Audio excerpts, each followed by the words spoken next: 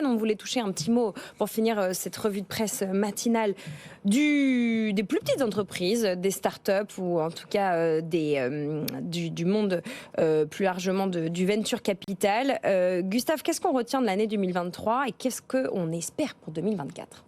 Alors, on retient une chute drastique des capitaux, ce qui va être assez intéressant. Donc 60%, la chute est de 60% sur les marchés US. Et ce qui est assez intéressant, c'est qu'en fait, le phénomène, il s'observe sur toute la chaîne. C'est-à-dire que les fonds ne collectent plus.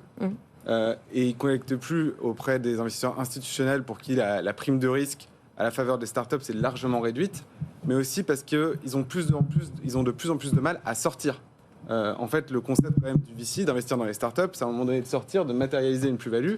Et là, aujourd'hui, ces plus-values, elles sont de plus en plus difficiles à réaliser. Pour vous donner un ordre d'idée, en 2022, les fonds de VC ont fait 800 milliards de plus-value, ont généré 800 milliards de plus-value. L'année dernière, c'est 61 milliards seulement. Donc ça fait un petit écart. Et ça se matérialise par effectivement la fin des acheteurs, donc que ce soit sur les marchés publics ou sur les marchés privés. Donc il y a une vraie aridité du capital.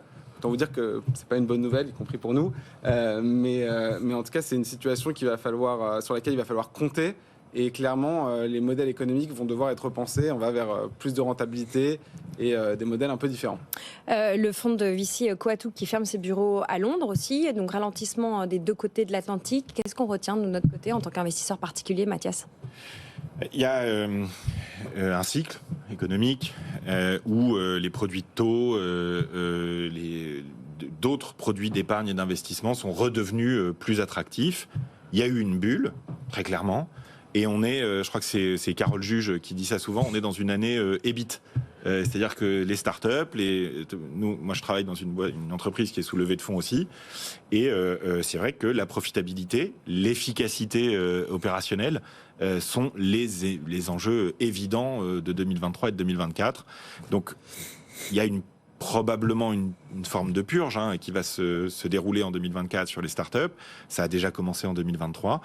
Ça permettra de faire sortir aussi des entreprises plus fortes de ce cycle-là et d'avoir peut-être un retour aussi ensuite de la classe d'actifs du private equity pour les épargnants, pour les investisseurs. On dit tout le temps buy the dip, acheter en cas de forte baisse.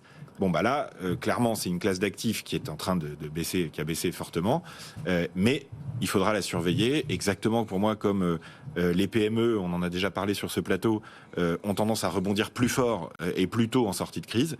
Eh bien, en 2024, peut-être surveiller aussi le secteur du private equity en fin d'année. Stéphane, le mot de la fin.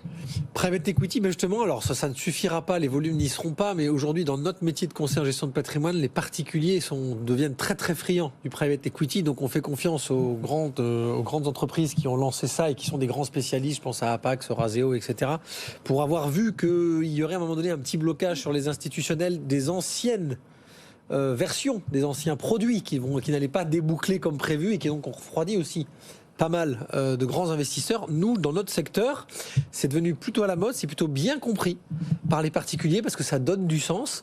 Maintenant, est-ce que ça réglera le problème finalement des volumes financiers ? Alors plus aux États-Unis, en Europe, on a ça.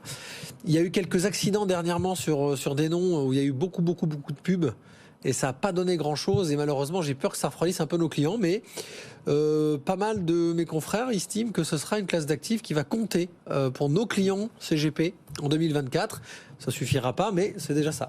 On en reparlera évidemment dans cette émission au quotidien. Merci beaucoup, messieurs. Merci Stéphane de l'équipe de Net Investissement. Merci Gustave de l'équipe Colbert. Et merci Mathias de Trade Republic qu'on retrouvera tout à l'heure parce que vous êtes notre coach, Mathias. On va se poser la question de l'impact des politiques monétaires sur nous, petits épargnants, petits investisseurs, masculins, féminins. Un enjeu clé de 2024.